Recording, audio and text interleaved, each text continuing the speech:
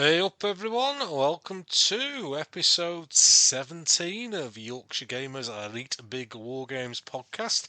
And after the madness of the last couple of shows, we're back to reasonable normality, or as normal as you're going to get on this show. And I'm going to be speaking very shortly to Jason Weiser. Jason is the editor of a new Wargames magazine based in the USA called Military Miniature.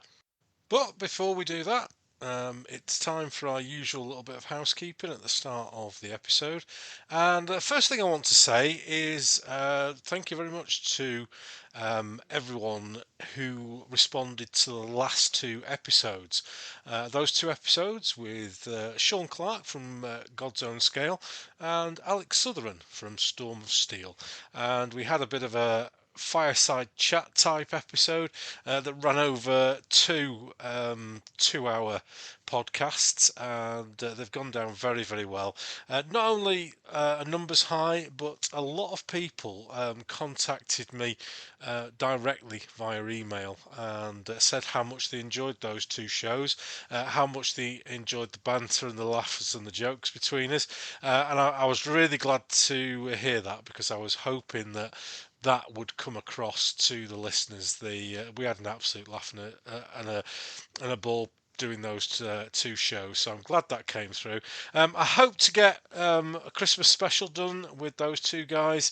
Alex is up for it, I hope Sean is, and hopefully we'll get that recorded soon. Last weekend was Fiasco, the Leeds Wargames Club annual show, held at the Royal Armouries Museum in Leeds. And yes, that's a show that's north of Nottingham, if the regular Wargames press could hear that. So it was very well attended. It was the club had deliberately not put as many display games on or had as many traders, just so it could be spread out a little bit more as we came out of COVID. About 50% mask wearing. Everyone that I spoke to felt very comfortable with how the show was run, and very positive. £3,000 was raised for one of our local hospices, Sue Ryder. So very proud of that. Great when we can raise some money for some good causes, as well as putting a great show on for the wargaming public. I put a game of my 28mm Italian Wars on, representing the Battle of Fornovo. I was hoping to have 5 or 6 players on it, but unfortunately, just to circumstances outside our control, we ended up with just 2 of us available on the day. Me and Steve, one of the local sort of regular Yorkshire Gamer players, and we spent all day, literally the 2 of us, speaking to people who were coming up, talking to us about the game, talking to us about Yorkshire Gamer, talking to us about the podcast, and loads of other things. And it was lovely to have so many people come up and chat, talk about the games. Those of you who know me and the stuff that I do, you'll know I'm a massive fan of the Italian Wars. So my ability to be out and talk about it to the general public was fantastic. And if I didn't get to speak to you, I'm really, really sorry. We only did 3 turns in the entire day, and for me, big games at shows, I don't want my back to the audience, or the crowd is a big word, isn't it? I don't want my audience to the viewing public. I want to talk to people, talk about the game, enthuse them with my enthusiasm for big games, so that they go big later on in what they're doing. So that will be fantastic. And I spoke to loads of people, like I say, and loads of people introduced themselves that I've been following on Twitter or Instagram for years and years and years. And suddenly, hi, I'm such and such from Twitter. It's like, oh my God, that's what you look like. And of course, as I keep my face generally out of the stuff that I do, people got to see me for a first time, and a few of them recovering as we speak, but the rest of them seem to be okay. So that was a really, really nice day out. We've got to episode 17, and I don't really ask for much from my viewers and listeners and readers. And I don't have a Patreon scheme. It's not for me. Not it's just not something I want to do. So I am going to ask for something from you today, and it's free, so don't worry about it. The Caesars Awards are out, and nominations are currently being taken for a number of prizes. And if you enjoy this podcast, and I'm sure you do, because we're on episode 17, and the numbers just keep going up. So I would love it if you would go on to www.caesarawards.com. Little Wars TV are doing it, and nominate the Reet Big Yorkshire. Sorry, the Reet Big Wargames podcast in the Caesars Award. If I get onto the voting, that would be absolutely superb. So if you could spare 30 seconds, doesn't cost you out, and I think it would be a lovely thing with all the hard work that's gone into this podcast coming up to Christmas. So that's enough of me chirping on about stuff, and without further ado, let's do interview.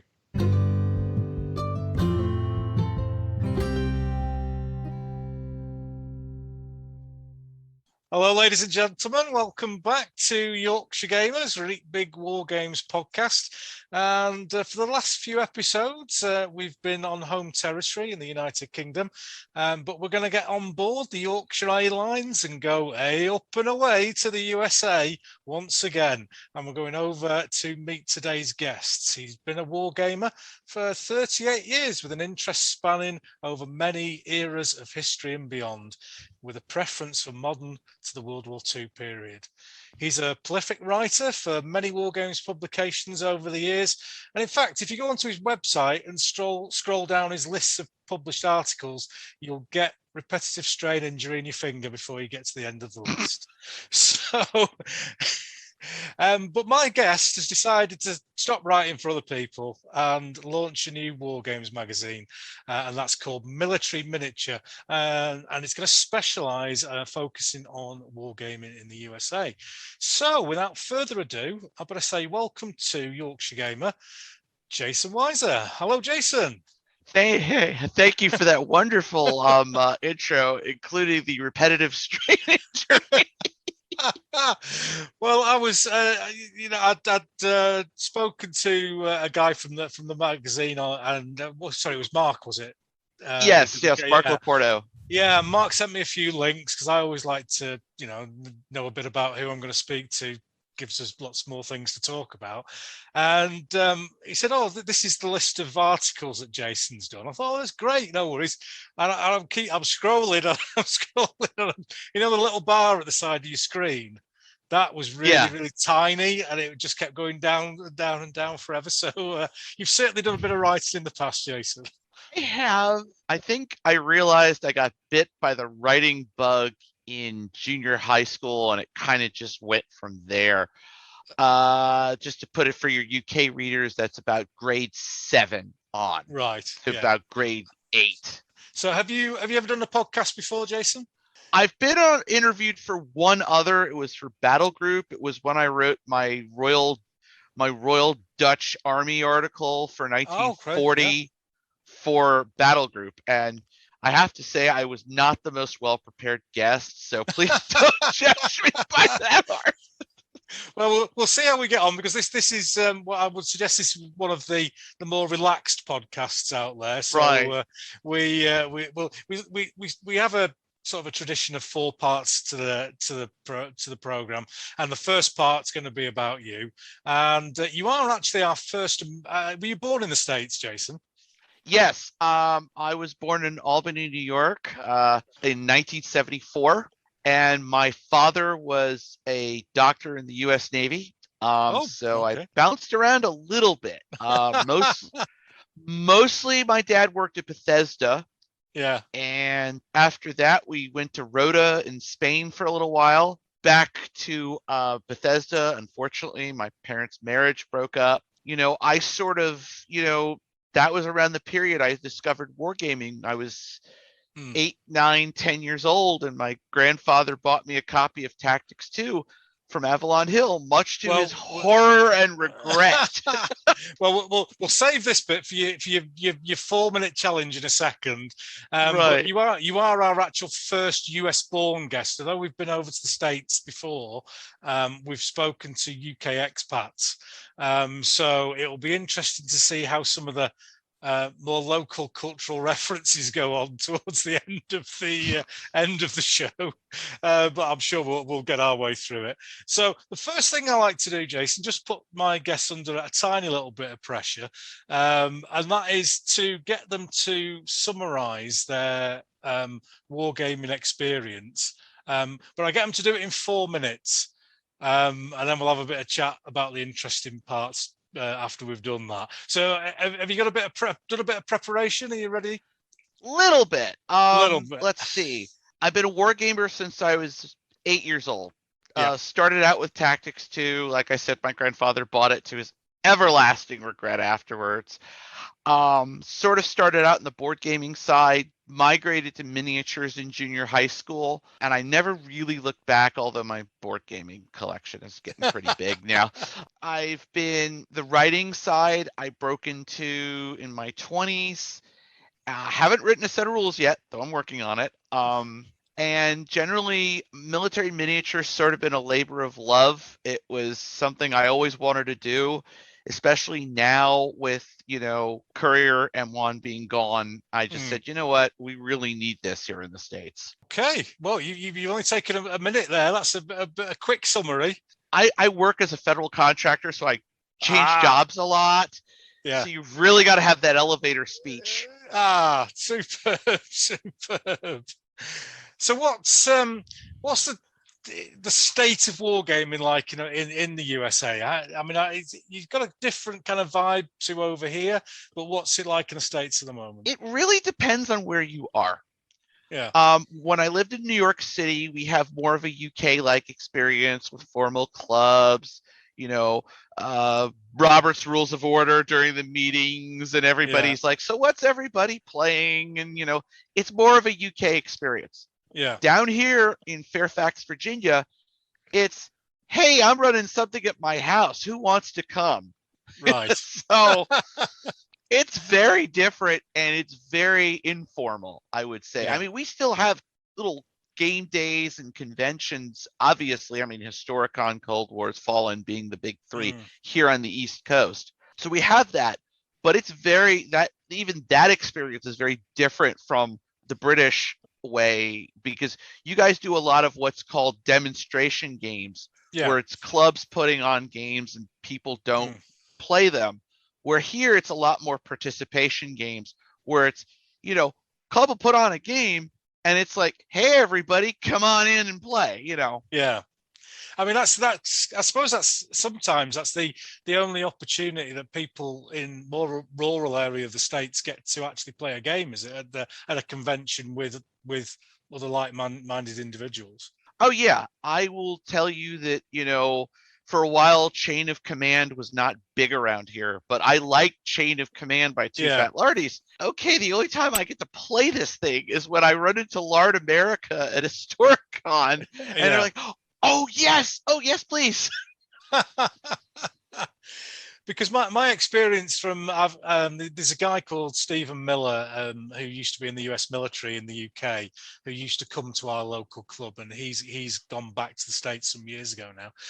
But it seems to be that you might get lucky and you might get 2 or 3 people within even 100 miles of your house that are into gaming that will meet at a property. That seems to be another way of. It depends on the area. It really does. Like in the more rural areas, like Midwest, parts of Texas, you're going to have that.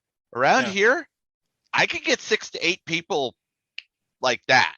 Oh, brilliant! And do you think why do you think then that the club scene hasn't really taken off so much in the States as compared to the UK? It depends on the area and the type of people involved. Like, I mean, in the New York scene, we had 2 clubs. One was very formal. They voted on you being a member. It was Mishigas, to use a Yiddish term. And the other one was a little more informal. As long as you weren't a jerk, you pretty much got in.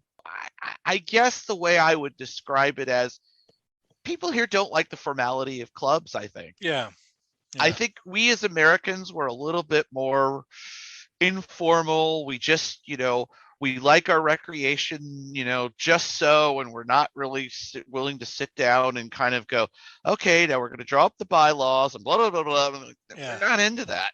Well, we had a war about that a couple of 100 years ago, didn't we? So yeah.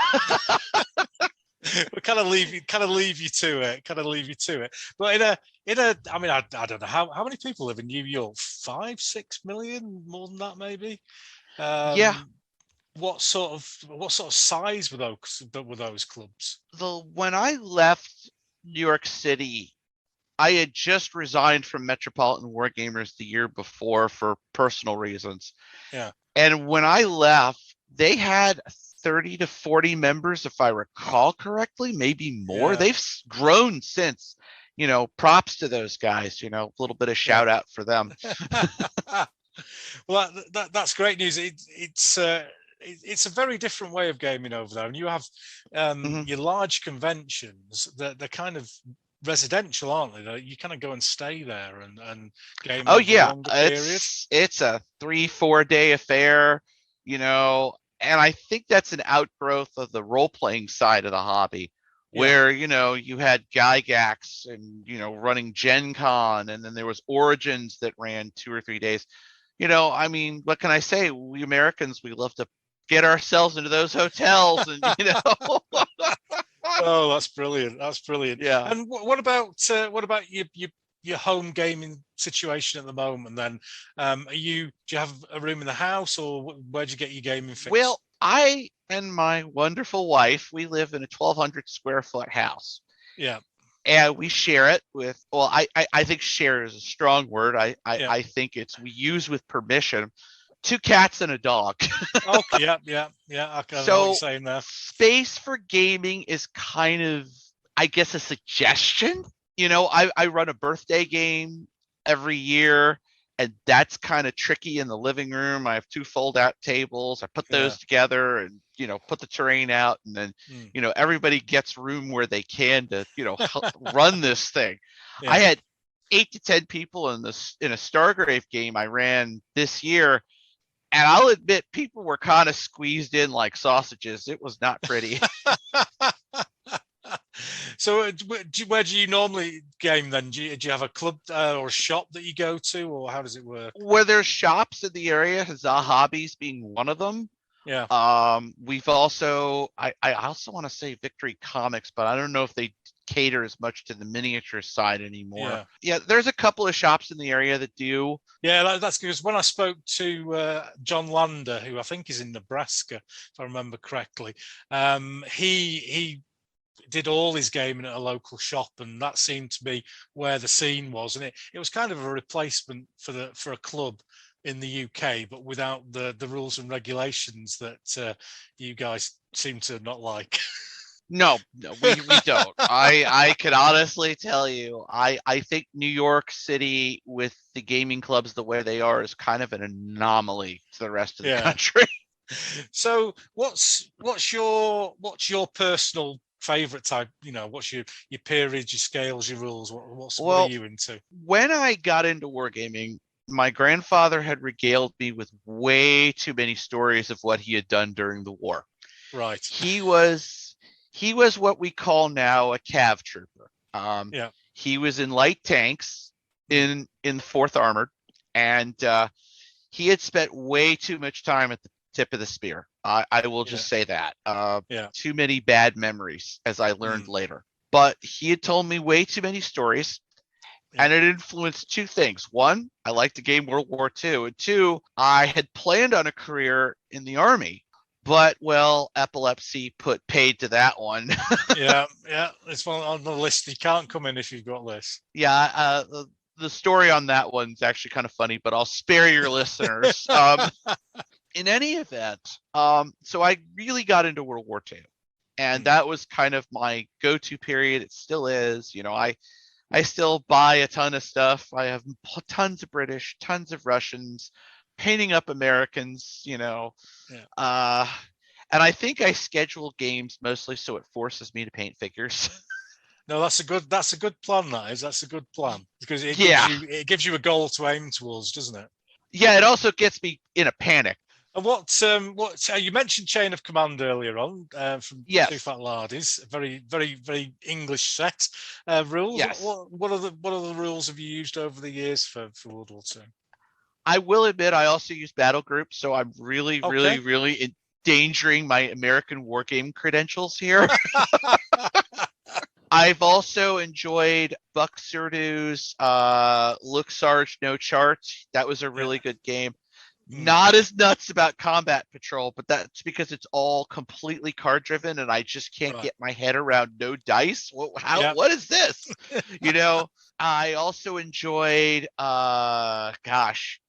over the years, Soldat, Hell by Daylight. Yeah, Jim Webster he's got a real interesting artistry to the way he writes rules, and I like that. So yeah, a lot of British rules writers. Yeah. But that's the thing I'm noticing in the hobby. We as Americans, we write rules, but we don't. But I don't know what it is about World War II. It's like when we write rules, we're writing more for the operational sphere. We don't write as much for the company and below. I've noticed that about us. Yeah, because Sam must have he's obviously done the Rommel stuff and he's done the Rommel. High level, isn't it? Yeah. Yeah, it's high level. Ty Beard. He's doing, each stand is a platoon for Fistful of Toes. You've got Frank Chadwick, Command Decision, same thing. And it's like I'm scratching my head going, where's the World War II skirmish rules from an American? And then Chadwick came out with Men Against Fire, which was it was okay. It wasn't great. Yeah. It wasn't horrible. But it didn't grab my attention, Yeah. Well, we very, very loosely based around an American set called Disposable Heroes. I know that one. Yes, I used to play that one a lot. That and Battleground. I used to play that as well. Yeah. But Battleground started a lot of arguments at my club in New York. Right. Okay. It did. Some knockdown drag out ones, actually. Oh, and wow. Oh yeah. Well, New Yorkers, Wargaming, volatile mix. That's all I'm going to say. Okay. Then there was Disposable Heroes, which I liked, but at times it was a little loosey-goosey at times. I like the guys that wrote it. I've had some wonderful discussions with them in the past. It was a little too loosey-goosey at times for me. Yeah, what we tend to do here is we'll have a set of rules as a basis and then mold them to what we like. So we have card activation with Disposable Heroes. We have like a monetary thing where you buy your reinforcements in Spanish Civil War that we use it for. So it kind of sits underneath the games that we play as the basic mechanisms, but we've changed them around a bit for kind of what we enjoy for our gaming experience. Outside World War II, then what else have you got? I've seen Twilight 2000s quite prominent on your website. Well, that was my other big gaming influence because when my parents' marriage broke up, like a lot of kids in the 80s, I was a child of divorce. My mom sent me to a neighbor's house. Teenager, needed money. Oh, I'll babysit. Yeah. I was the babysittee. Yeah. And her older brother was a wargamer, so he had all of these old SPI titles. So I was like reading through them and going, oh, this is cool. I want this. Yeah. He had a copy of Next War. I was like, oh, What they also had, because the entire family was sci-fi geeks, so somebody had a copy of Analog Magazine, and in it was a review of Twilight 2000. Yeah. I read the review. I was like, I must have this game. Yeah. So in 1985, I'm like, oh, there it is on the shelf. And it was my birthday. I was like, Mom, that's what I want. And she's looking at the cover going, Mom, sure? Don't worry about it. It's fine. You're giving an 11-year-old kid, a game full of rads, societal collapse. It's just, But it made a huge impression on me because one, the game taught me how to write. I mean, it really did. That all the supplements, Game Designers Workshop taught me it was a great writing workshop for somebody like me. And the other thing it did was inspired me. I decided, there's wonderful Sunday drive to the Rhine, Soviets cross into West Germany, all hell breaks loose scenarios. But I decided, I want to do something different. And I reached back to that Twilight 2000 that I had so much fun with. And I said, this is what I want to do. And it's such a great background for miniatures. Yeah. And I said, this is what I'm going to do this blog on. Yeah. I certainly remember it being around Twilight 2000. It was something that I never tried or gamed, but I do remember being very impressed with the production of it. The illustrations that were in it were always really good and fantastic, and the background was great, and it was just a skirmish level game, which is not something I normally do. And at the time I was in doing a bit of military stuff, so I was that guy in the trench waiting for the Russians to come over the hill. Oh dear. Oh dear. It was like, do I really want to game this on a weekend? Like, no, probably not. Probably not. No. And do you step outside or sort of down history at all? Is it mostly I do. Stuff? I'm actually working on Russian Civil War. Yeah. And I also have a small collection of colonials I inherited from somebody else. And I'm sort of doing my own imagination kind of nation, because it's a mix. It's got French Foreign Legion, it's got Brits, it's got Germans, and it's all over the place. And I just said, you know what? I'm just going to do whatever with this thing. And I've got a copy of the Soldier's Companion from Game Designers Workshop that I'm going to use as the rules. And one of my best friends of 30 plus years, who's also a Wargamer, looked at me. He says, "Why aren't you doing Sword in the Flame like all the other respectable gamers?" I said, "When have you known me to be a respectable gamer, Chris?"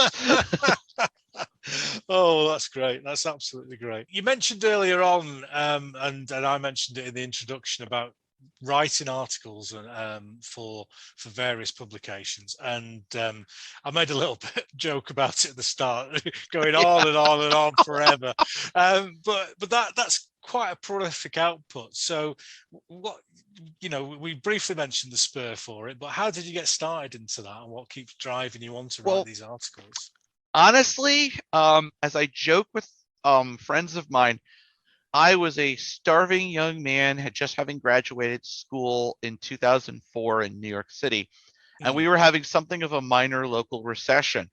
Yeah. It was right after 9/11, and I couldn't get arrested, let alone a job. And I just was like, you know what? I'm going to go write some articles and make some money. Yeah. And I, submitted an article about role-playing Bataan. There's a good one, right?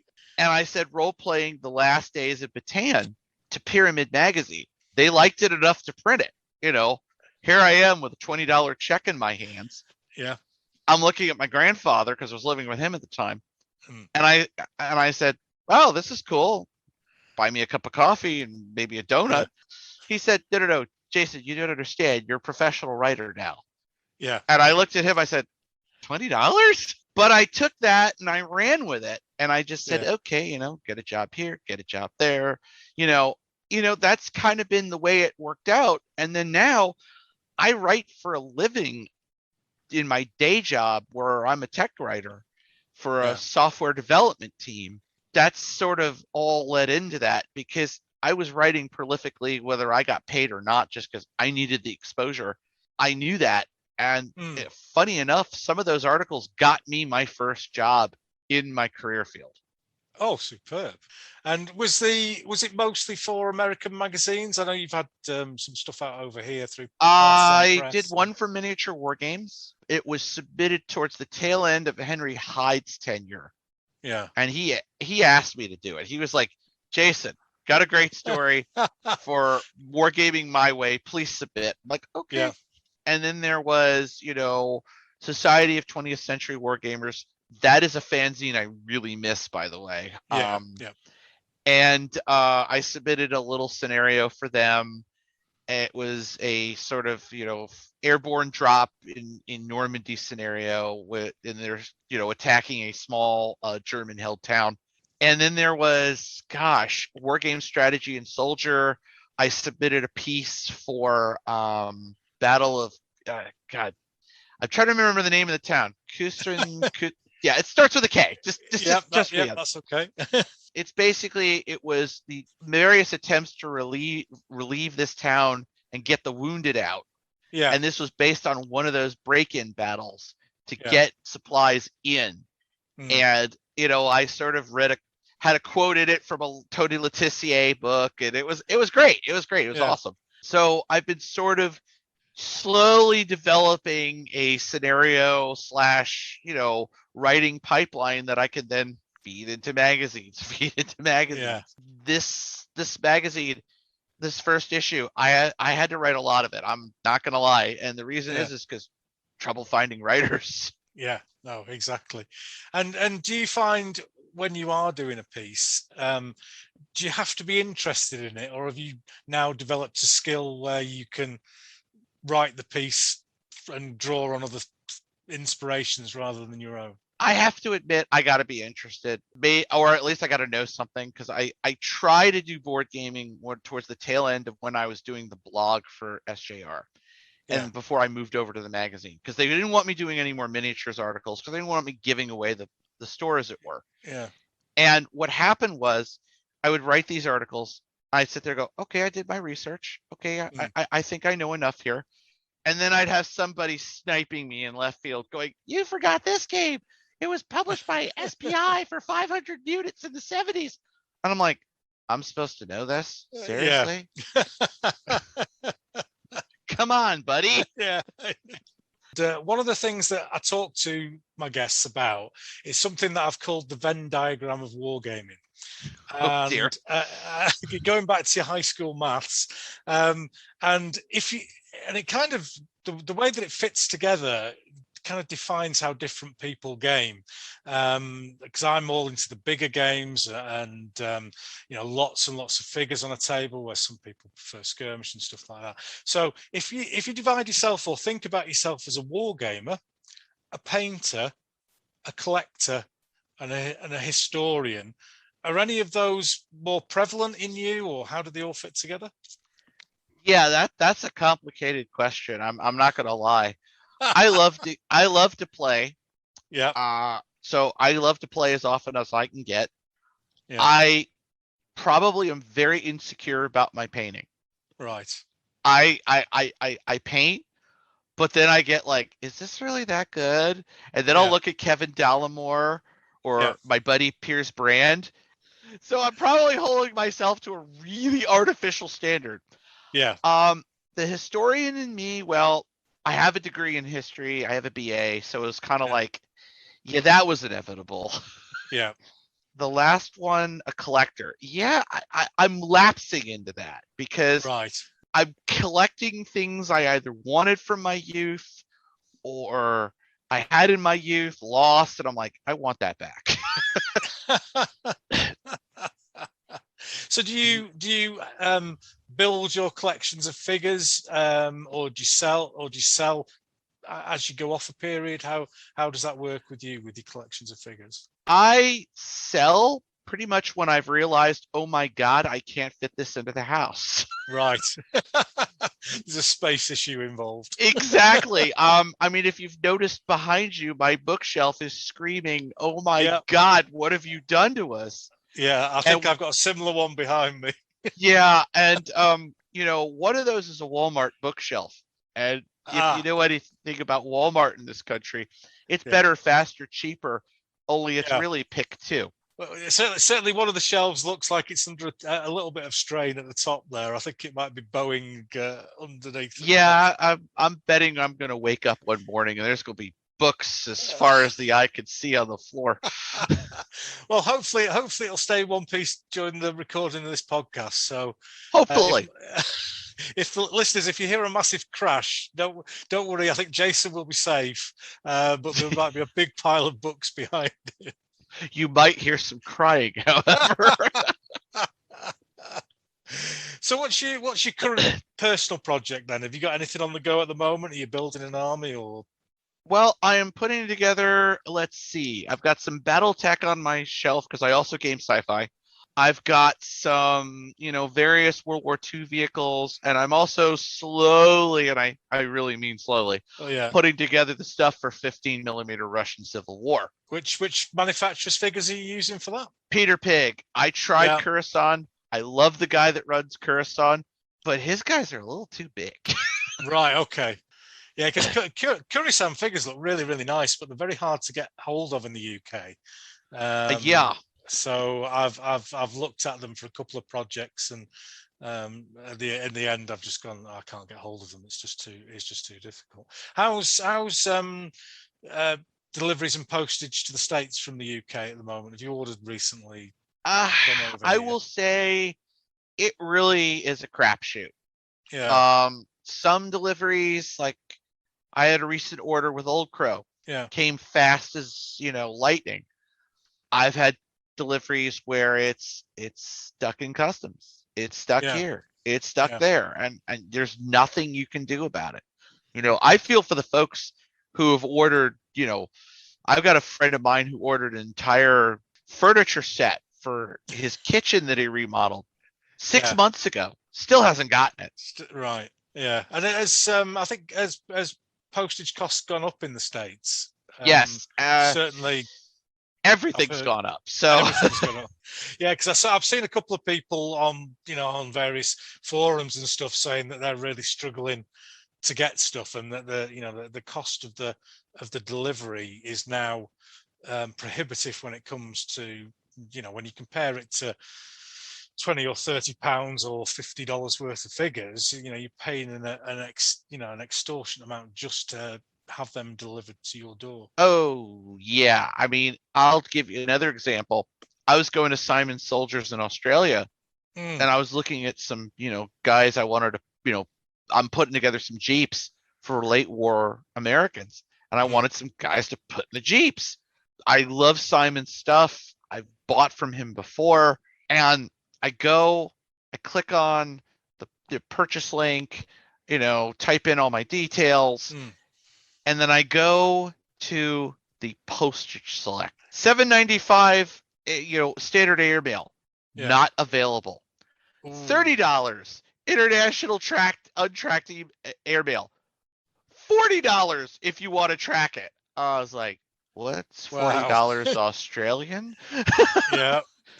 So then I fire up the currency converter. I'm like, ooh, frightening.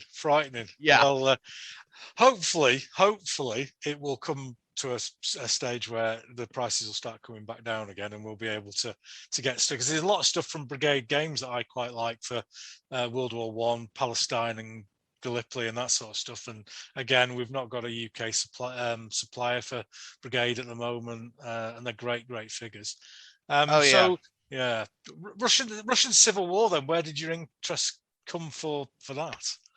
Well, that's kind of a long story, but it starts with I watched way too much Dr. Zhivago as a kid. Ah, right, okay.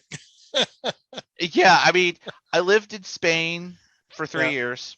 My father was posted at Rota, and what happened was the Spanish, they're a very fiercely nationalistic people. Yes. They did not want armed forces television broadcasting in English over their airwaves. So the only television we got was Spanish language. So if you wanted to watch a movie, you wanted to watch TV, it was a brisk trade in videotaped shows. Yeah. It was like, oh, I've got Smokey and the Bandit Part 1. What have you got? Oh, I got Bad News Bears. Let's trade. Yeah. So somebody had a copy of Dr. Zhivago, and I must have watched that thing 12 times. Oh, okay. And my mom was like, well, it's better than Bridge Over the River Kwai, when that was the only movie we had, and I was literally 7 years old, and I'm whistling the Colonel Bogey's March over and over again, and my poor mother is like screaming.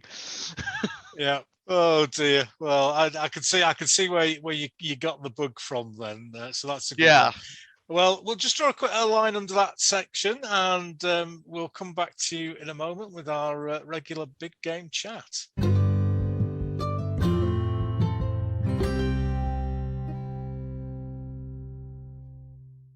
Well, the second part of the show, as you will all know, if you're still listening at episode 17, you've obviously not got bored yet, so you'll know that the second part of the show, we just like to talk with our guests about big games, because that's kind of what we enjoy here, and different people have different perspectives on them, so I always like to just spend a few minutes going through that with my guests. So if I said big game, big war game to you, Jason, what kind of images does that bring to your mind? I got two words for you: Duke Siegfried. Okay.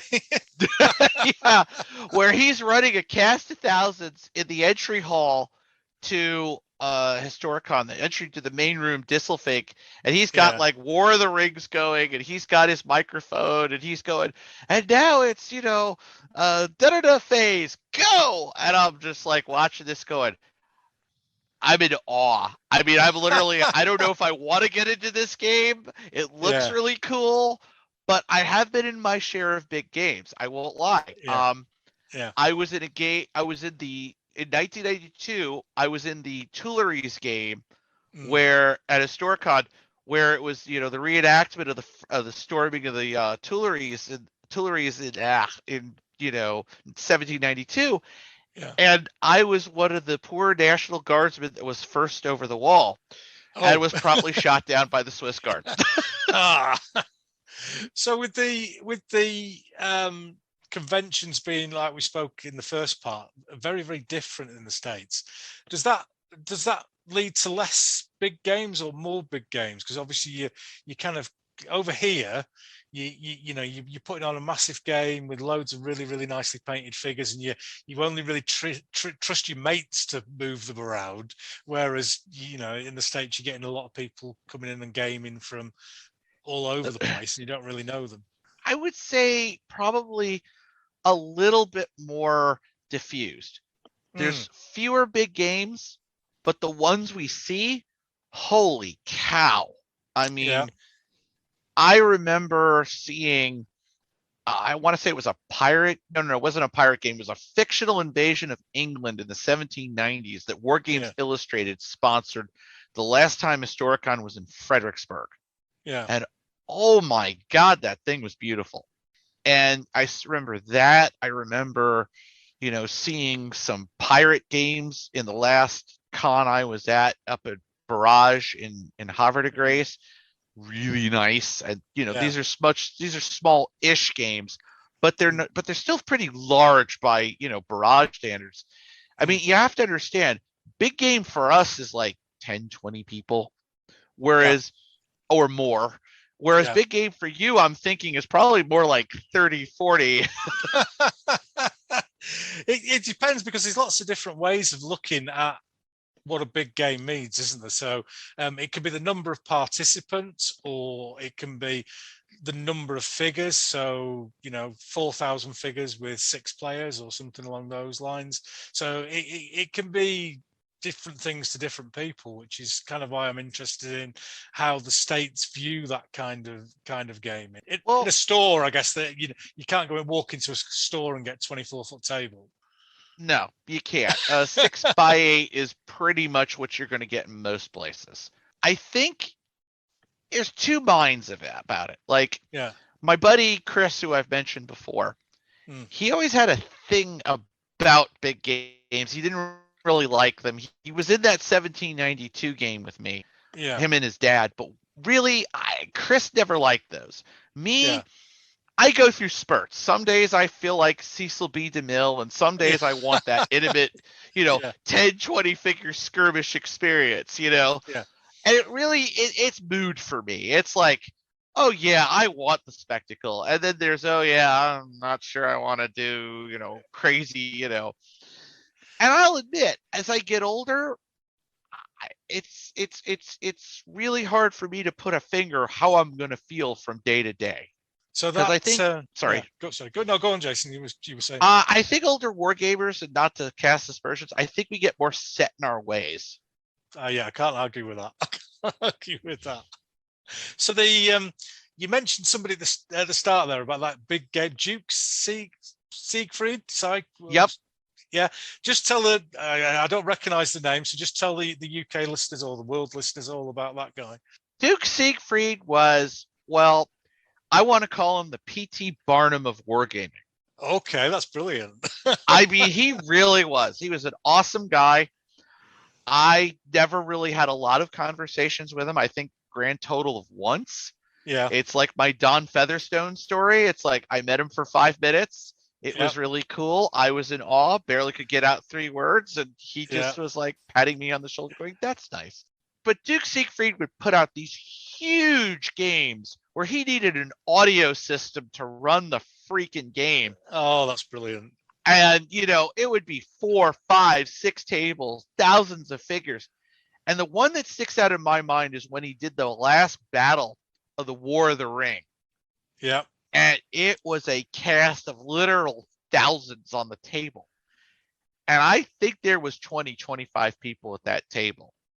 Oh, that's and fantastic. I just remembered Duke. He's no longer with us, sadly. Yeah. But he was sitting there just being a showman. Yeah. And it was incredible to watch as a 12, 13-year-old kid going, holy cow. And that's something that I've kind of looked at a couple of times of those big characters for those big games that then spur people on, and it obviously inspired yourself. It did. I mean, I wasn't really much into fantasy, but it's always been in the back of my head that I've always wanted to run a big sponsored game, 12 people or more, don't have really cerebral kind of, brain taxing rules to run this thing. Yeah. That was a lesson I got from Piers. Thank you, Piers. But yeah, just keep it simple and, but have a lot for everyone to do. Yeah. And I said, now that we've got the magazine off the ground, I think in 3-4 years, I'm certainly discussing the idea of, hey, let's run a big game. Let's sponsor this thing. Let's get this done. And, is it something that's definitely going to happen? I don't know. But is it something we'd like to have happen? Oh, yeah. I think, and I've talked in previous episodes about my attendance at my first war games show called Northern Militaire up in near Manchester in the UK, and I walked in and saw this massive table full of Napoleonic figures, and how that influenced my wargaming going forward. So it quite clearly lasts in people's memories. Your memory of Duke's game when you saw it, and he's egging everyone on through the microphone, which sounds fantastic. So it's certainly, from an advertising point of view, it certainly sticks in people's mind, doesn't it? And it stays there for a long time. Oh, it does. I can still remember him being the master showman and just eating it up, just like you could tell he was eating up the adulation, and I was like, you go, man. Oh, that's fantastic. That is brilliant. So what's in these big games that you've played, then what's the joy for those bigger games? What do you get from those that you don't get from a 10-figure skirmish game? Honestly, it's like watching a movie. There's just so much going on, and you're just like, oh, look over there. Oh, look over there. Oh, that's awesome. Oh, what's that guy doing? There's that. And meanwhile, you're trying to concentrate on your own troops, but not to overshare, but ADHD Jason is going, ooh. Yeah. That's sort of fun. Like another big game I played in was, Marines landing on a Japanese held beach, and everybody played one figure or one tank. Right. I naturally played a flamethrower tank. I had just turned 16, and I remember me and another tank, we just paired together. We got past the Japanese anti-tank defenses and just rolled right up onto the airfield, which was the objective. So just to finish this section off, then a lot of people, or certainly in the UK, the emphasis for the last few years, or quite some time now, has been more towards a skirmish level game, and most of the rules that come out are skirmish level. And we were in episode 1, we were with my guests Chris and Gareth. We were trying to figure out, the last big set of big game rules, which were we thought were probably Black Powder, Hail Caesar, which is 10, 12 years ago now. So is it similar in the States? Is the emphasis more on skirmish? Again, you have to understand right now, a lot of what people are playing are what you guys are writing. And I'm going to say that a lot of what's coming out now is skirmish rules. Yeah. A lot of it. Nordic Weasel is an American writer. He's an expat from Denmark. Yeah, we follow each other on Twitter. I've had some. Yeah, okay, so you get it. Yeah. He's been writing some big battle rules, but a lot of what he's writing is, smaller skirmish stuff. I think it's a reaction to the fact we're getting older. We're, the youngest of gamers that were kids in the 90s and 80s and 90s, we're now in our 40s. Yeah. And, just don't have the time. It's like I'm literally sitting there and I'm going, oh, wow, I can do Stargrave in 4 hours. I can do this new game I've got in the closet that I'm reviewing for the magazine, Lunar. I can do that in a few hours. That's the appeal.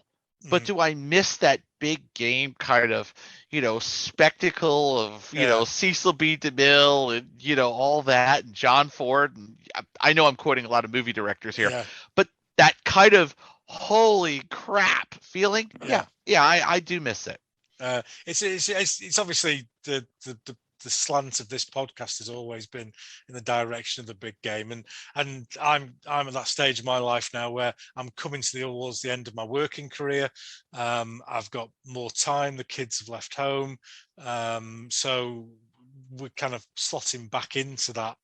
Oh, what are we going to do this Saturday? Rather than, right, I need to run this kid to this sporting event, and so I know we're back in the more time for gaming, which is perfect for us, most definitely.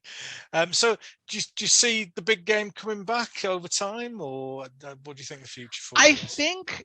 I think it's a case of maybe, and here's why I say maybe. A little thing kind of stuck out to me when I was writing for the magazine. We had an advertiser who does 54 millimeter stuff. Yeah. And at first I was a little like, toy soldiers, I don't know if we're quite in his bailiwick.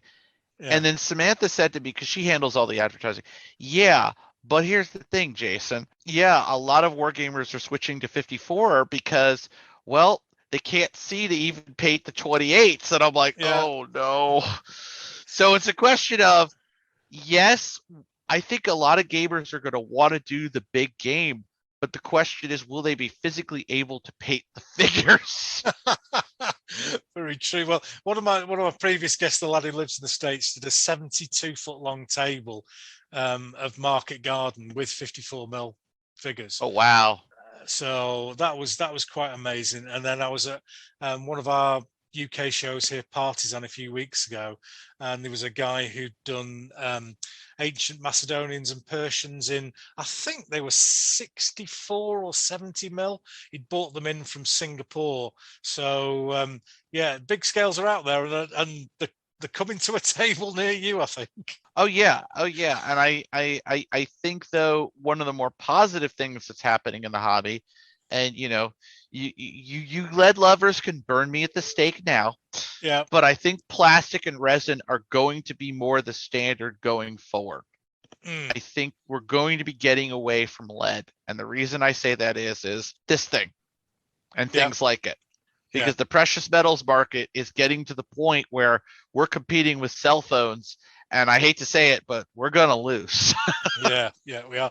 Shall we produce these 32 28 mil Napoleonic French figures, or shall we make these 10 iPhone 12 or whatever we're up to? Right. I'm a Samsung guy, so I don't know much about Apple. But I can certainly see where you're coming from with that. and as we go by, I've seen now the first 3D figures, 3D printed figures, a big scale that I thought, yeah, they're okay. Calabrero Miniatures, I don't know if you've heard of them. I've seen some of their stuff. Yeah, it's okay. I mean, I've got a 3D printer that will confess I've yet to master, yet to have a successful print. Working on it, but you know, I will say this: they're going to get better. Yeah. The march of technology will be such that at one point, probably in our lifetimes, you will be able to push a button and hey, there's your Napoleonic army in 12 hours. Just add paint. Yeah, well, yeah, it's certainly coming. It's certainly coming, and it'll be interesting. And I don't think it will be that long either, because I remember one of the guys who games here regularly, Andy, he's big into 3D printing, and when he first had one 3 or 4 years ago, he'd bring it in and we'd go, yeah, all right, yeah, well done, Andy, that looks brilliant, mate. But now he's bringing stuff and it's like, ooh, that looks really, really good. So the tech is coming on so much quicker. Oh, yeah, most definitely. You know, I mean, I'm buying files and I'm sending them to I live a county over from where they have a really nice makerspace. Yeah. And I'm sending them and a friend of mine's picking them up. So I'm getting nice 3D printed terrain. I got some 3D printed 20mm kangaroos for my British, and you know, it's like, yeah, awesome. I think 3D printing is really going to allow us to bring back figure lines that no longer exist. It's going to allow us to bring back, you know, bring in terrain. You know, you want to print Pavlov's house? Go to it. Well, hopefully that will be a positive thing for the bigger game, and we'll see more people with more figures going forward, because it'll be easy. It's easier and cheaper, easier to carry, easier to post because they're not as heavy. There's so many advantages, isn't there? Right, so what we'll do there, ladies and gentlemen, we'll just have another quick break, and we'll come back in a second with our very UK-based, very Yorkshire-based quiz, and we'll see how that translates to the US in a second.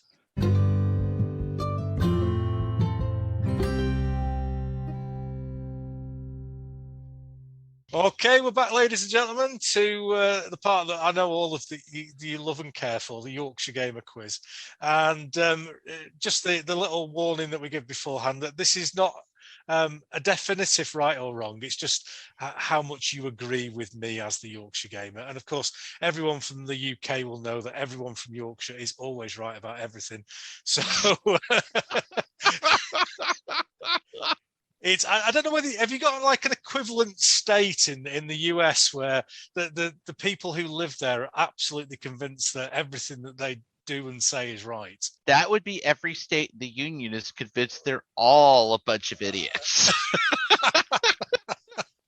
No worries. So all the questions are either one of two answers or a yes or no. So we'll have some fun as we go along.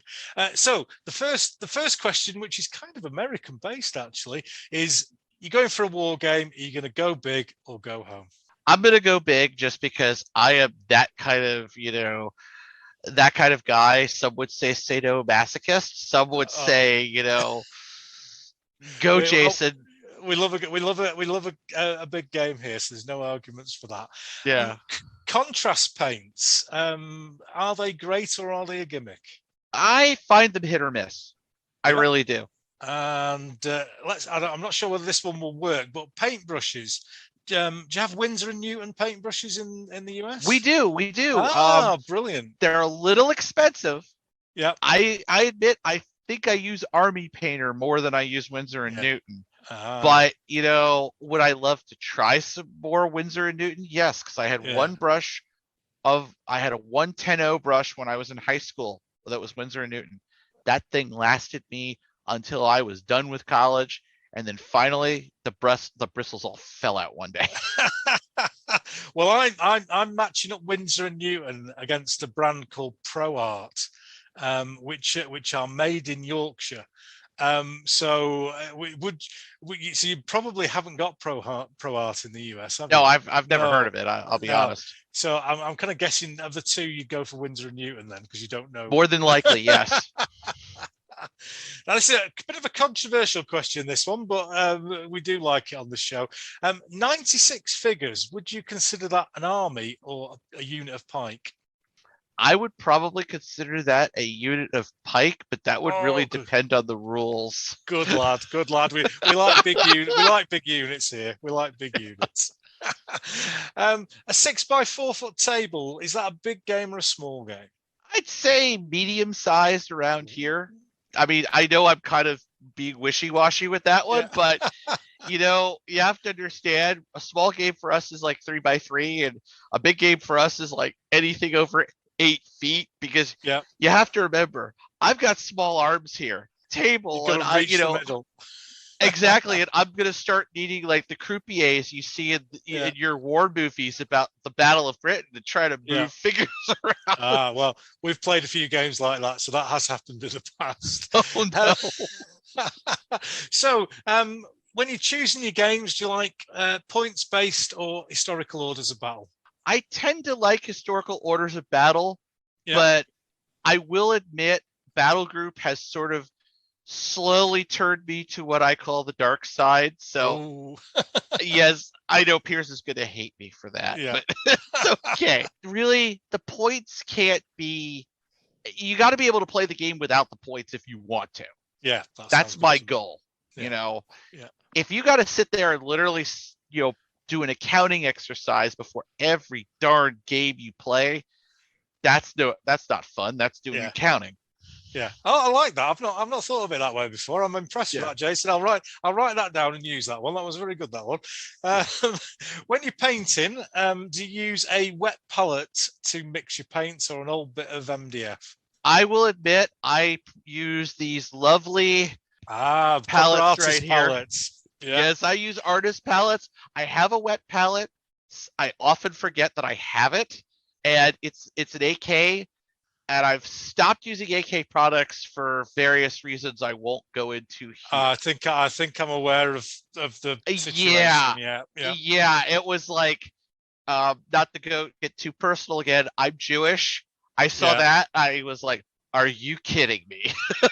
I couldn't believe it when I saw it either. But but there we go. We won't do any more advertising for them. Nope. So when you undercoat your figures, do you go with a black undercoat or a white undercoat? Gray. I actually go gray, and the reason is because I used to do black, but it was so darn hard to do yellows, whites, reds for me, and I was just like, oh, there's got to be a better way. So I'm reading, and somebody says, always undercoat your figures gray. So I tried it. So a revelation. I think with this question, I don't even know if you have Yorkshire tea over there. But would you choose tea or coffee for your drink? That's one of my caffeine's one of my epilepsy triggers, so I actually can't have either. Right. Well, I'll give you a point for that. You can't have either, so I'll let you off. When you look at a Wargames unit on a table, do you like the figures tightly packed together or socially distanced?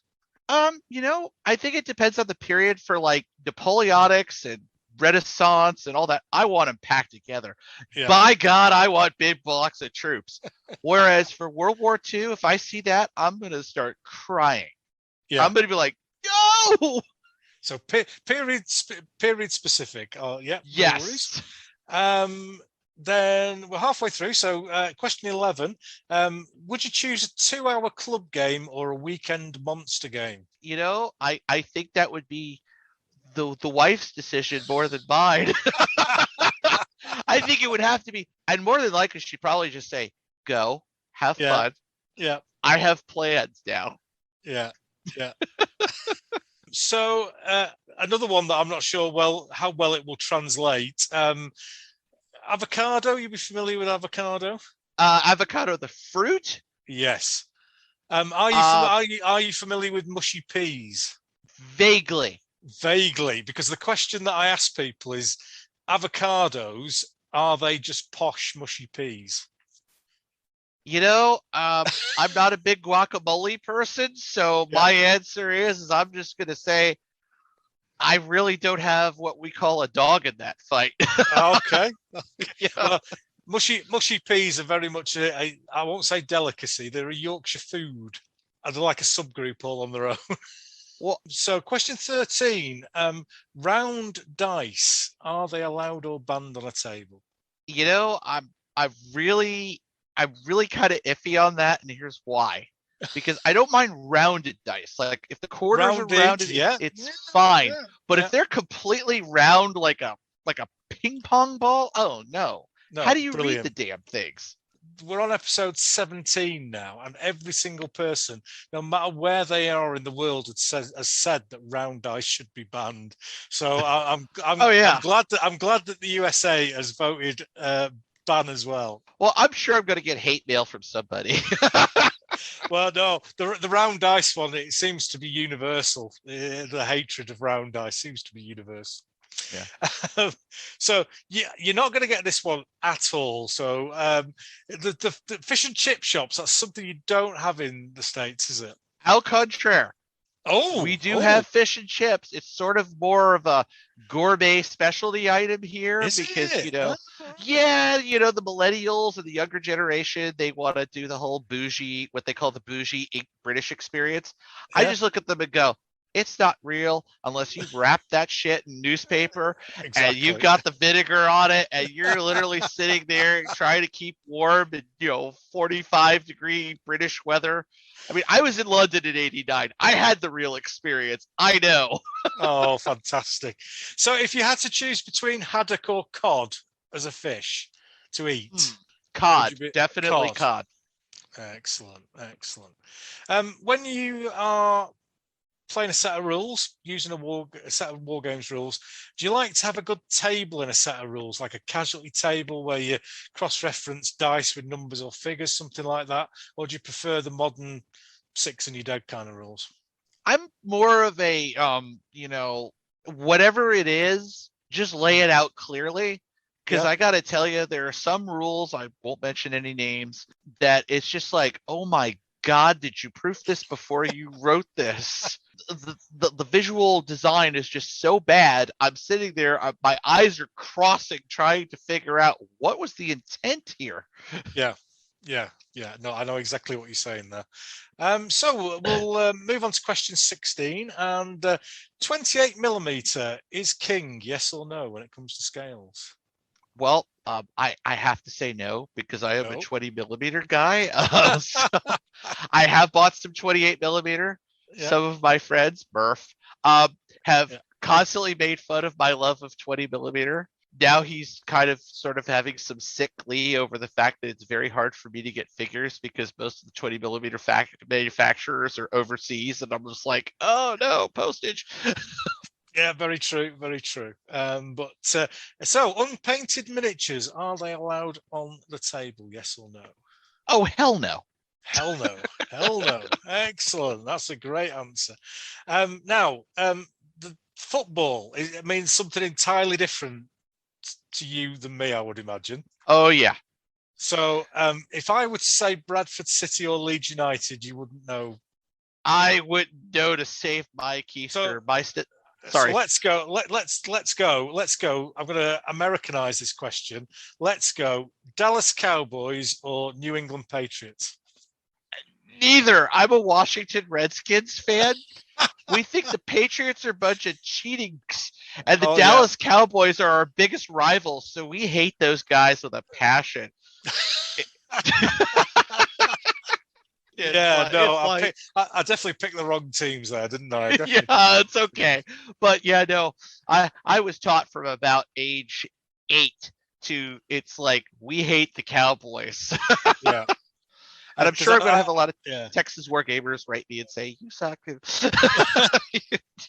Yeah, I think the Dallas Cowboys tend to be very famous abroad and followed by a lot of people. I mean, American football is quite big in the UK. We have games at Wembley every year. Yeah.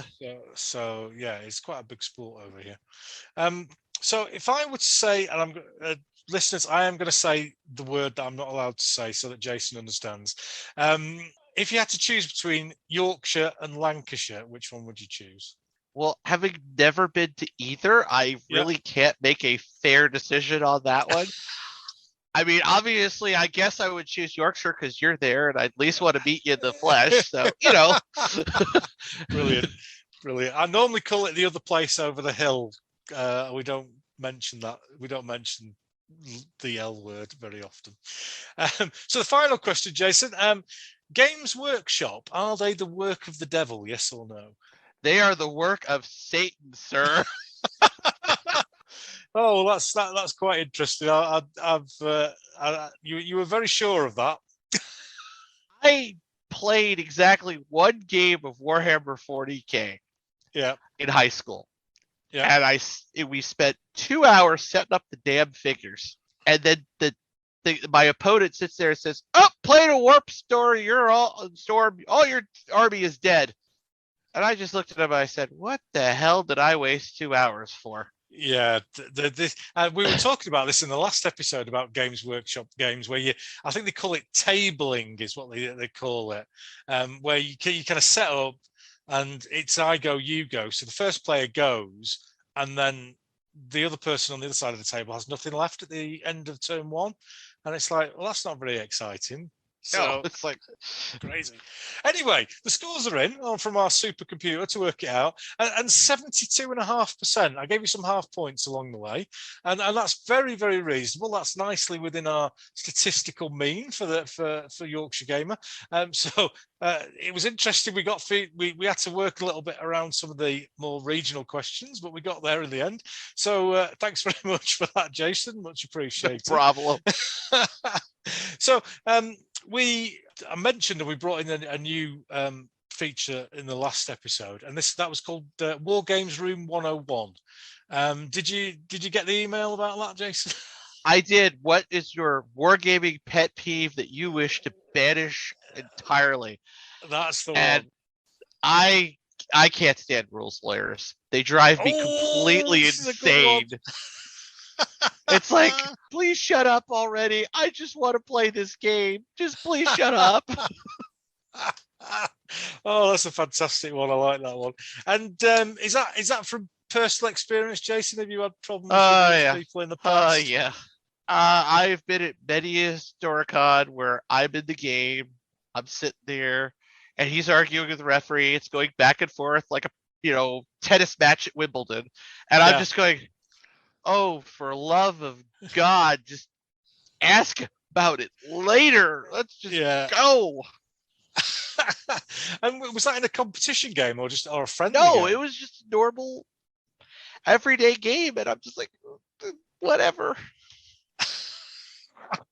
Well, in the tradition of Room 101, I'm supposed to argue against and kind of but I can't argue against that because rules lawyers do need to go straight in. I've gamed with the same guys for the last 25 years, and it's just like, right, roll a dice, 6 you're right, 3 I'm right. That's the way forward. Is it something that you've come across often, or have you just had the odd experience? I will say this about American gamers, and before I say something, yes, you can write me hate mail, care of the magazine, everybody. We tend to be a more legalistic lot. Like, if you read a British set of rules versus an American set of rules, British set of rules, it's written for your buddies at the pub. Everybody understands the context. Everybody understands, where you're going with this. British rules are written with a sense of humor. Then you get into American rules. American rules are written like a legal finding. Right. Every little loophole is addressed. Every little thing is, and I'm just like sitting there going, "Oh, dude, this is insane."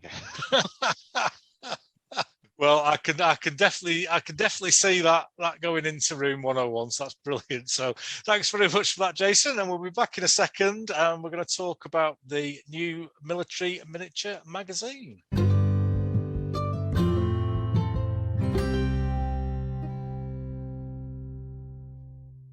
Well, that's sad that we've been through all our first three sections, and now we're in section 4, and this is the big topic. This is when we get to speak to the guest about the reason that they're here, and we mentioned it earlier on, and that's that Jason is brave. Should we use the word brave, Jason? Brave, glutton for punishment, you sucker. What were you thinking? You could use all those. is in the process. Well, the first edition is out of Military Miniature Magazine. It premiered last Friday. Yeah. Good news, it's out.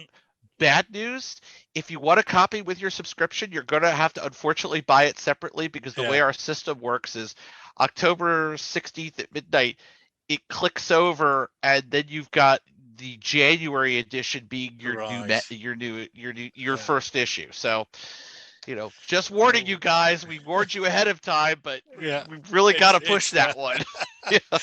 So just before we start on the magazine itself that you've brought out, and mostly for the UK listeners and listeners in Australia and all the many other countries that unbelievably this podcast goes to, what kind of the history of magazines in the US? Because you mentioned at the very start the Courier's gone, the Midwestern Wargamers Association newsletter. Yes. That right. We call it M1. We never refer to it by the full name, because if we did, we half of our tongues would be tied, and Hal would be sitting there laughing his keister off. Well, what happened with the Courier is they kind of formed an association with another magazine. They renamed themselves Historical Miniature Gaming, and then they kind of died. And then M1, well, Hal was pushing 70, and he just wanted to retire. I don't blame him. Hal was very prolific. I mean, you saw the size of an average M1. It was like, here he is churning out content. To do that for, gosh, what was it, 20, 25 years, I think, was a lot. And that's why, part of me said, nobody's doing this. Nobody's, covering this side of the hobby here anymore, really. I mean, you have a bunch of blogs, you have a bunch of free newsletters, and that's great. And yes, the glossies sort of come over, they'll say, oh, we were at Historicon. And it's like, yes, but there's so much more you're not addressing, you're not covering, you're not even going to. And, not to knock the glossies, but as an American gamer, it's kind of depressing when you read, about conventions you'll never go to. And by the glossies, do you mean the Wargames Illustrated, WSS, Miniature Wargames, those guys? Because it's very UK centric, those magazines, and although WSS is obviously published through the Netherlands and tends to have a little bit more of a European content in there, so from the American side of things, then you're not seeing the content in those magazines. Not really. No. I mean, the occasional American writers, occasional, they get, like Bruce Weigel was a very prolific contributor to Wargames Illustrated for a while. I know Bruce, he's a nice guy. He runs a lot of Franco-Prussian, and his tables are just something to see. They're awesome. But there is this, I mean, I don't even want to say sense, because it's not even, I wouldn't say it's like, we're raising the pitchforks and, torches here about it. But there is a sense of, well, the English glossies are covering what they're covering, and that's mostly the UK. And we get it, It's a hell of a lot easier to take a train than it is to buy a plane ticket. But, we have a wargaming community here. It's not small. It's not big, but it's not small. It deserves, in my mind, some coverage. And that was why I said to Samantha Reif, our managing editor, when she said, well, how do we break into the miniature wargaming market? I said, magazine. That was the first words out of my mouth. Because one of the things that was, I've had a preview copy, which was great, and thank you very much for that. And one of the things that kind of got me straight away was that you've got reviews in there of a couple of American shows, and that immediately puts you bang, this is a US magazine, and is that kind of I mean, it's obviously to cover your target audience. Yes, absolutely. That is one of the things we want to do is like, we want to go to these shows. We want to say Hurricane, hey, Millennium Con, hey, Cold Wars. We want to be there. Why? Yeah. So somebody's writing about you other than a half a dozen blogs. God, I hope somebody's reading, No, that I can definitely see that. And do you think that people will gravitate towards a magazine as opposed to those blogs and things like the YouTube? There's a lot of competing media now, isn't there? Oh yeah, I won't lie, there is. In fact, when we tried to book me on various podcasts, some of them said, "Oh heck no, you're competition." I'll admit, I kind of wrote back to Mark in an email. I said, "Really? We're competition? What?" Yeah. No, that's an interesting view. So how long has this decision floating around in your mind? How long have you been thinking about this? And what's kind of pushed you over the edge is probably the wrong way to say it, but to press the over the edge is a good word. It's a good word. Well, it's been probably since I kind of noticed, wow, it's like radio silence from our side of the Atlantic. I just said, somebody's got to do something. And you say that enough times to yourself, and then you say, well, crap, I'm the somebody, I better do something. But I was never really financially in a position to do so. Yeah. Well, Samantha, I'm going to be frank, she brings the financial resources to do this. Yeah. And I said, look, I'll run the darn thing if you can help us get the money side done. And she said, yeah. And she's doing the advertising side. She's doing the, that sort of thing. And she's great. I mean, she's gotten us advertisers, and we could always use more. I'm not going to lie. It's just that sense of we're trying to, we're a real magazine. We're going out there. We're reaching out to people. We're doing everything. Osprey's sending me books for free to review. And I'm like going, oh, wow. Okay, we're quarterly. I should have probably told them this because now they've sent me 8 books to read. And I'm going to be like, here, you want to do a review? Here, you want to do a review? So how long is it since those magazines that we spoke about earlier? How long have they been out of print? I want to say almost 20 years. Yeah, that long. Yeah, wow. I think it's been that long. Wow. Well, there's certainly there is definitely a need for an American magazine, then, isn't there? It's yeah. I thought you were going to say maybe 2 or 3 years, but that's a long time. That's a long time. So from those initial meetings, then, how long has it kind of taken you to go, right, here's button, say we're going to do it, to here's button, magazine 1 is out to the world? I think it took us about a month to decide we were going to do it. Yeah. And the planning stage took about 3 months. And then from about August on, I was working full-time-ish. And when I say full-time-ish, it was pretty much my spare time when I wasn't at work was working on this thing. Yeah. And that was the tough part in the sense, it's like I've run a couple of newsletters, whole different animal from running an actual magazine. You're sitting there, you're worried about contracts, you're worried about, can we use this picture? Can we not use this picture? Oh my God, right situations, you're dealing with writers who may or may not want their stuff edited, and you have to kind of sit them down and gently remind them when you handed them the writing guidelines. Hey, no, it says in big block letters, this will be edited, I mean, it's all the things, you expected, but then there's more you didn't. And as a friend of mine put it, he said, Jason, I said, yes, Murph. He said, you turn it into J. Jonah Jameson, and I kind of like it. And I'm going, oh, great. Now all I need is a cigar and to be screaming, somebody get me pictures of Spider-Man and find out what period he's playing, by God. That's a perfect image of the editor. I like that. Yeah. So what would you say your vision for the magazine was then? What's my vision is we hit print.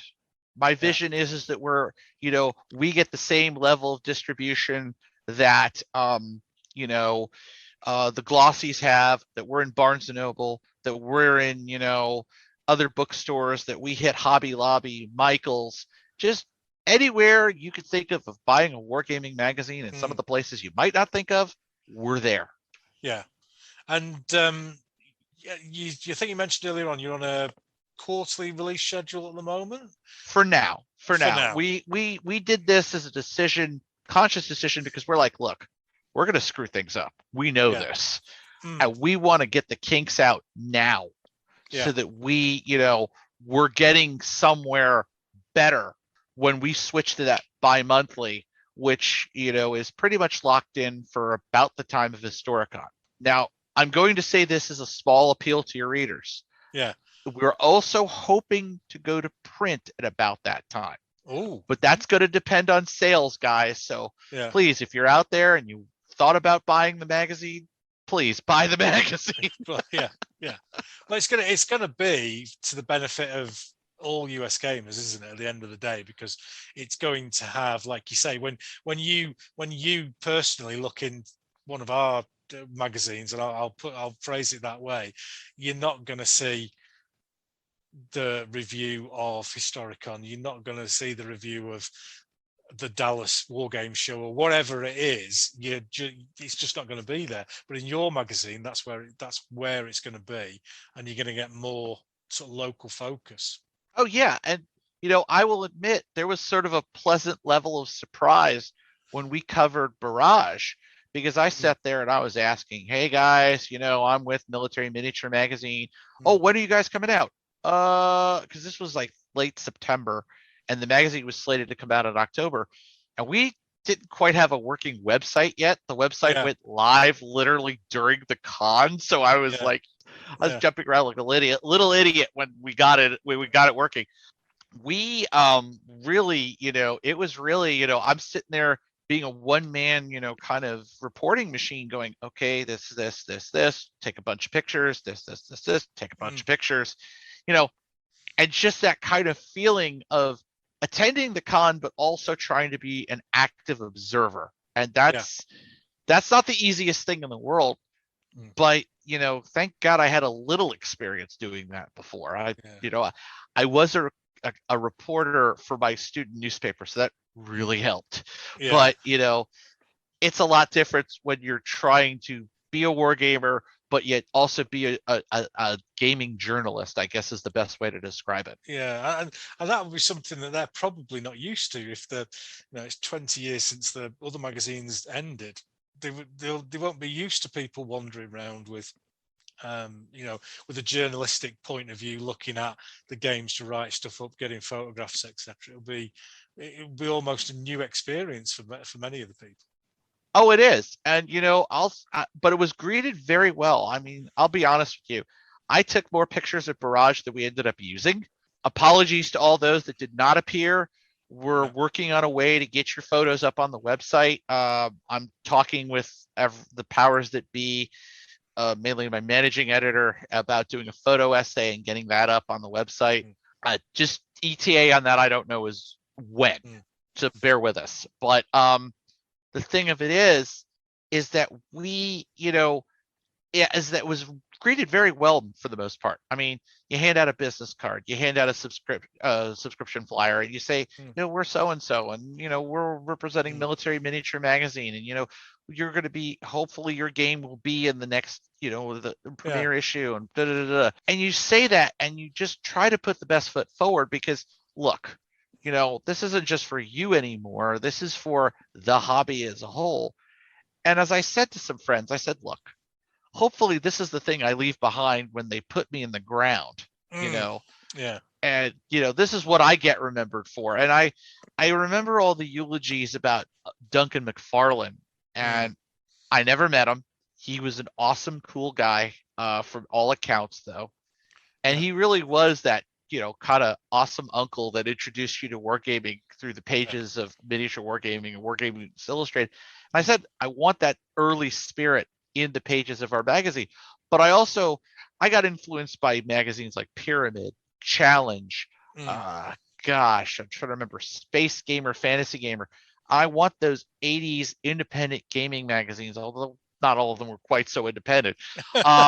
More, game magazines for, various game companies, but they became more independent as time went on. And I wanted that spirit as well in the pages of Military Miniature. I mean, I'll admit, we don't have as many photos as the British glossies. Yeah. And our stuff probably isn't as well painted, but it is what it is. But what we're going for is we want to be the U.S. News and World Report to their time in Newsweek. Yeah, sure. And are you going to be looking at purely historical for the magazine, or are you going to try and mix it in with fantasy and sci-fi? And we're going to take everything but Games Workshop, and that was a conscious decision on my part. Yeah. And the reason being is one, they have their own magazine. Yeah. And two, I'm a little nervous about taking anything for Games Workshop right now. Just the way they're kind of being towards content creators. Again, this is not me picking a hill to die on. This is me saying, you're making me nervous, Games Workshop. I don't want to publish anything of yours because I don't want a cease and desist letter in my mailbox. Yeah, I've seen quite a lot of.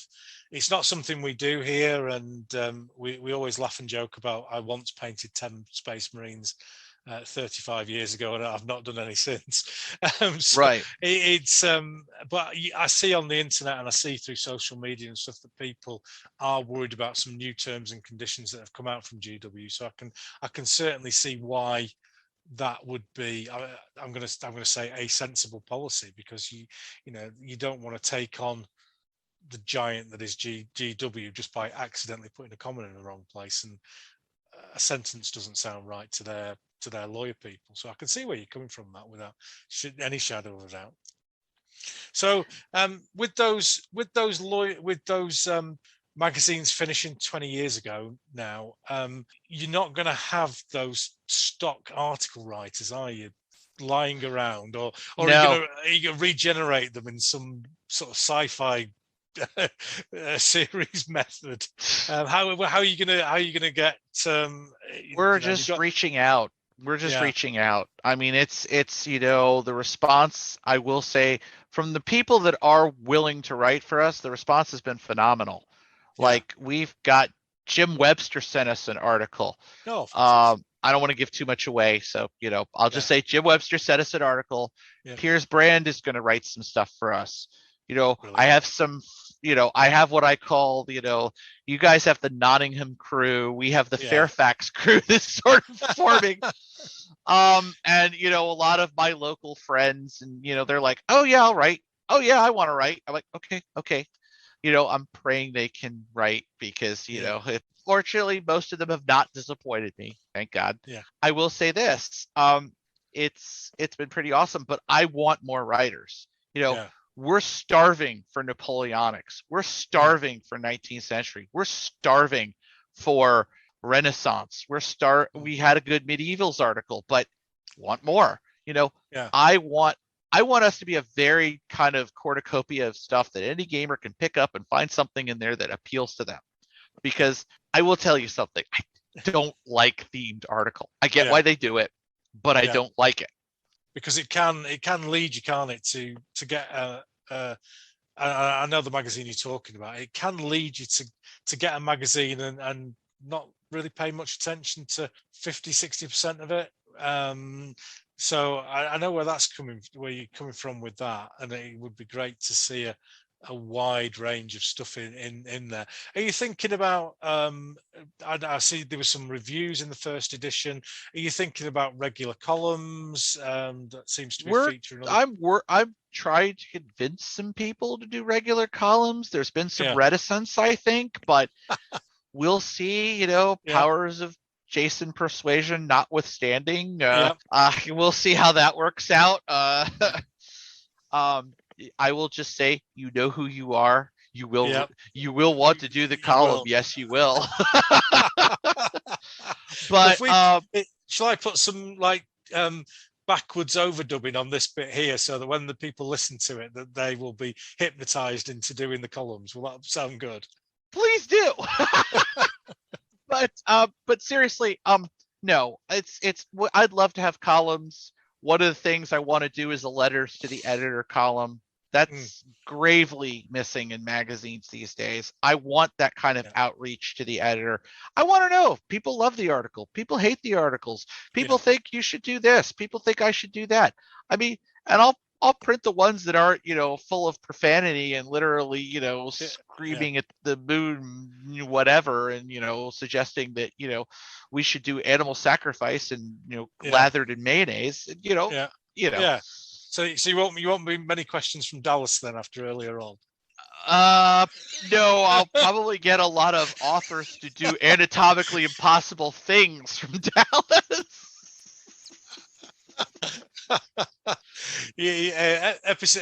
Edition 2 of the magazine has got to be entitled "Big in Dallas." It would. Oh God. Yes, we're banned in the state of Texas. Oh God.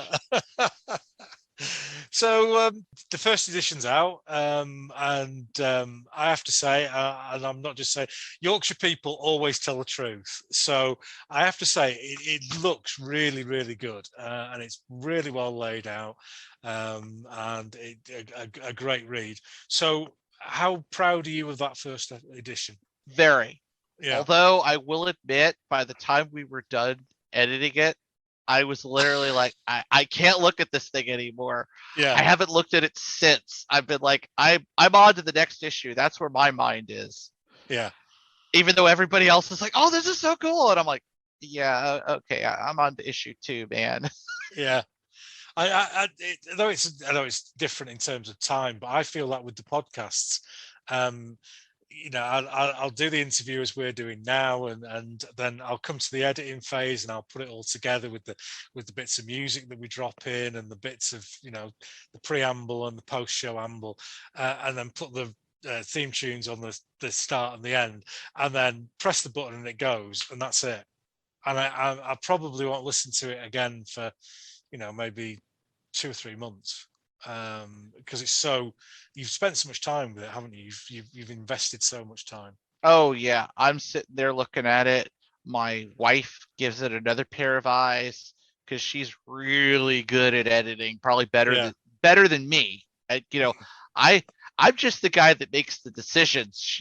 I have 2.5 editors working for me because she's like, I'm only going to look at this thing for certain periods. Oh, like, okay, honey. But yeah, there is a sense of, after a while, you're just bored of looking at it. And this is not a knock on the writers. This is not a knock on anybody who works on this. Kevin Opp, who does our layout, he's great. He's awesome. The people, Johnny Shoemate. The layout was absolutely spot on. Yeah, Johnny Shoemate, who did illustrations for us.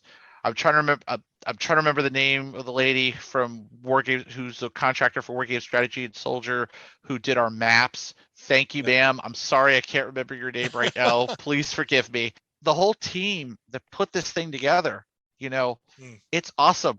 But by the time I'm literally done with this thing, I'm burnt out looking at that issue. God, please, I am burnt out. It's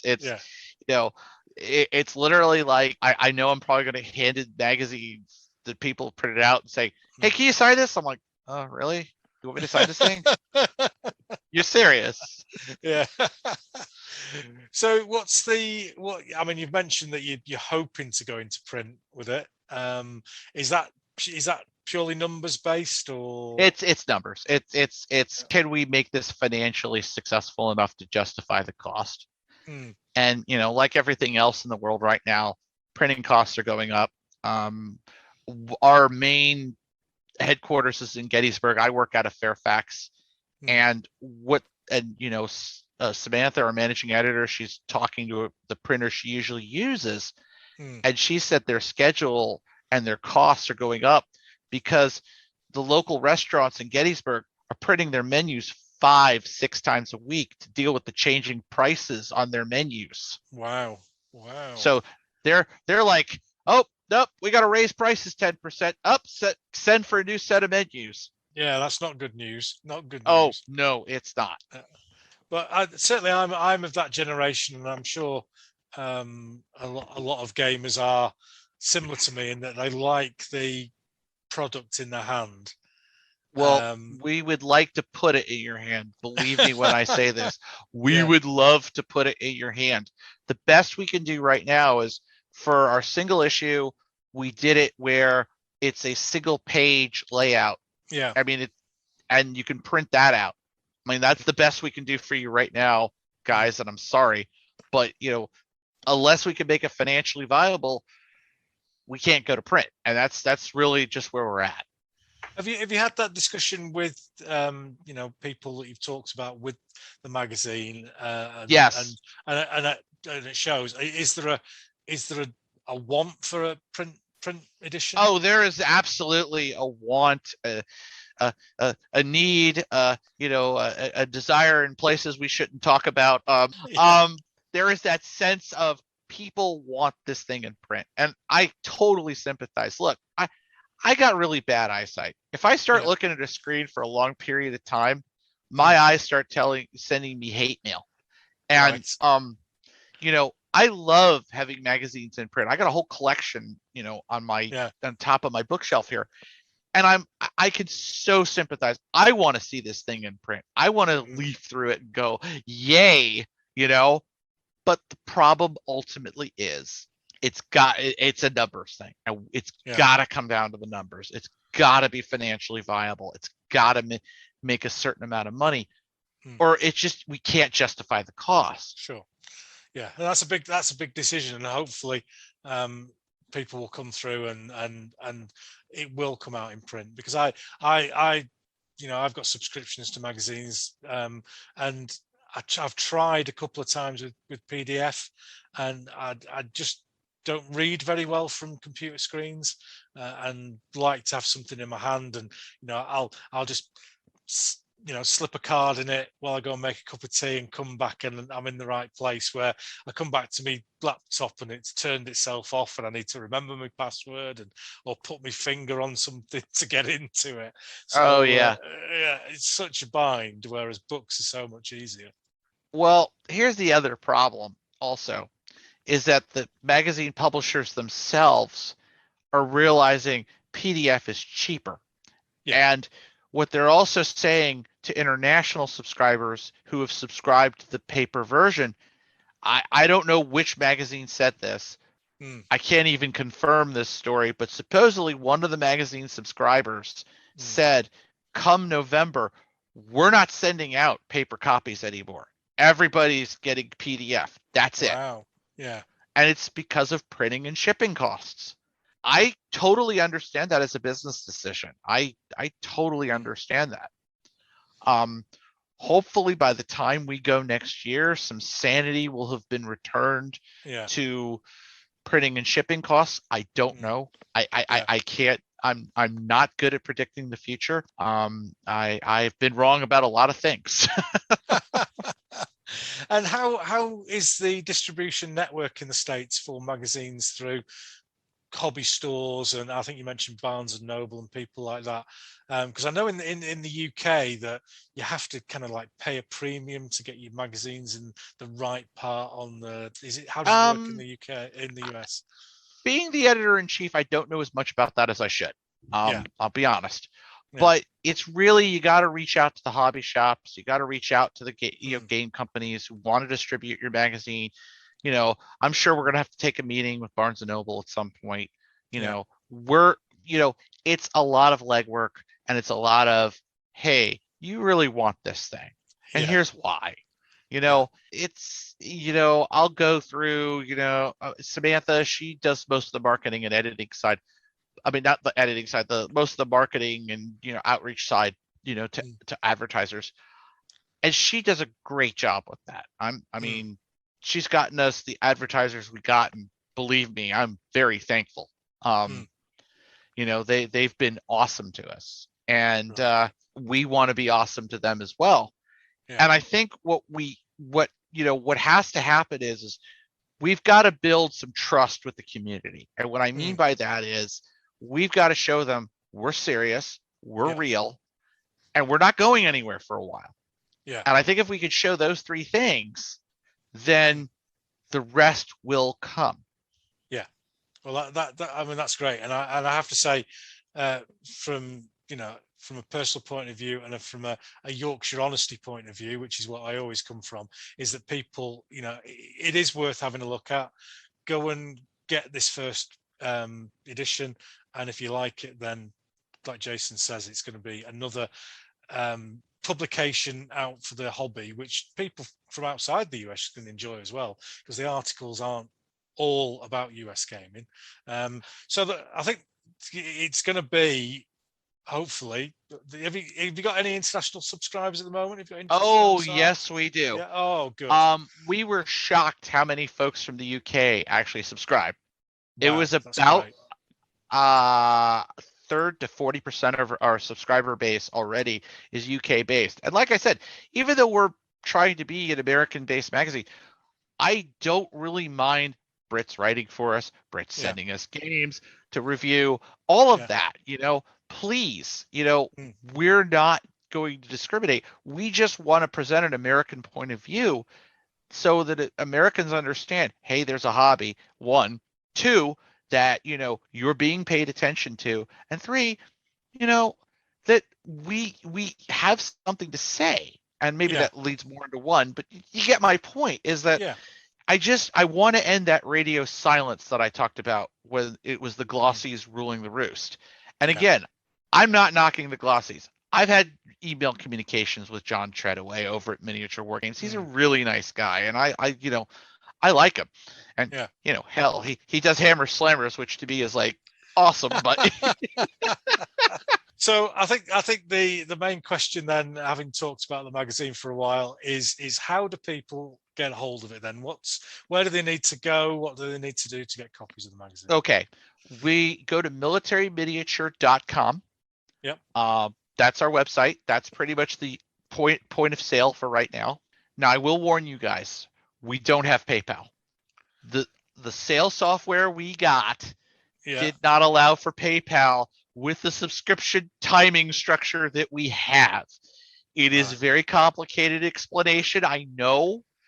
It's unfortunate. I know. We're working on it. I can't say when that's going to happen, but we're working on it. Please be patient on that. Okay. I promise you at some point we're going to get PayPal availability. And so what would be the method to payment now? Is it credit card, that sort of thing? Credit card, I think Visa, MasterCard, Discover, I think Amex. Don't quote me on that, but the usual, we do take Amex. So the usual big 4, that'll get you. And we are a secure website. We have through GoDaddy. We're pretty darn secure, because somebody asked us about that. I actually went to the website and said, no, we have the HTTPS. We have the the little lock symbol in Chrome. So we are secure. Brilliant. And what's the options at the moment? Is it do you buy one magazine at a time? Is it subscription? How long of a subscription? You could get a 4-issue subscription for $26.20. That US dollars. Yes. Or you can get a single issue, and the single issue is $6.75 right now. So $26.20 for 4 issues. Did you say, Jason? Yes. Yeah, brilliant, excellent. Well, hopefully, lots of people will come along and subscribe. Some more of the Yorkshire Gamer regulars will come along and subscribe. Is there anything else that we haven't covered, Jason, that you'd like to mention? Not that I can think of, other than, like I said, please support us. Please come out there. Please, even if you buy a single issue, just take a look. We're not, again, I am not going to sit there and say, hold the proverbial gun to your head and say, buy the magazine or the puppy gets it, borrowing from National Lampoon. I'm sure their lawyers are going to contact me any minute now. There's that sense of, look, we are trying to do something that hopefully outlasts us. I would love it if in 20 years I'm retiring and I'm handing it over to some darn kid, and saying, go forth and make this magazine into something better. Well, that's my goal. Fantastic. And that's a great goal to have. It's tradition on this show, with me asking you questions for an hour and a half, 2 hours, that you get to ask me a question at the end. Did you think of one, Jason, or am I going to get off scot-free? My biggest question is, so what got you started on the whole big games thing? I mean, this is an awesome idea for a podcast, I must say. I mentioned earlier on. I went into a Wargames show in the north of England called Northern Militaire. It would have been in the mid-80s. And I'd already started gaming at home on my own. I was an only child, and I'd graduated from the Airfix figures onto the metal figures myself.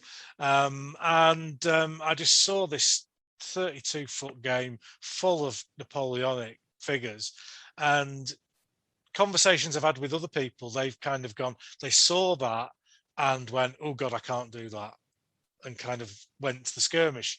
Whereas I'm obviously wired completely differently, and I went, Mum, I want to do that. And your mom probably had a small aneurysm. I suppose I was lucky in that the guys that I grew up with, when gaming grew up with, one of their dads used to do training films for big pharmaceutical companies like ICI, and he used to make adverts and all sorts of stuff. So he had his own cinema, where he would preview these things to the guys that he was making them for, and you could move the seats out and get a massive table in, and that's how we used to game. We would game, Battle of Waterloo at 1 to 20 figures, at when we were 14, 15. So that's where it came from, and that's where it stayed. So thank you very much for that, Jason. It's been a lovely chatting with you. Best of luck with the magazine, mate. And thank you. If you'd just like to say good night to everyone. Good night. God bless everybody. Thanks very much, Jason.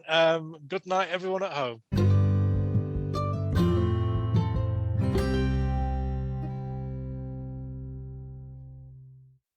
Great chat there with Jason, and I wish him all the best with his venture with Military Miniature, and hopefully it will catch on in the States, and we will have a US based Wargames magazine on a regular basis. As you heard in that interview, they're hoping to go bi-monthly and also in print. I'm a big fan of printed magazines myself, and I've tried PDF with WSS, and I'm thinking of changing back. I just prefer that hard copy in my hands, but let's see how it goes. Good luck to Jason and the magazine. Just leads me on now to introduce my guest for the next episode, episode 18. And my guest is going to be Kurt Campbell, of Analog Hobbies Paint Challenge fame, and the Analog Hobbies blog.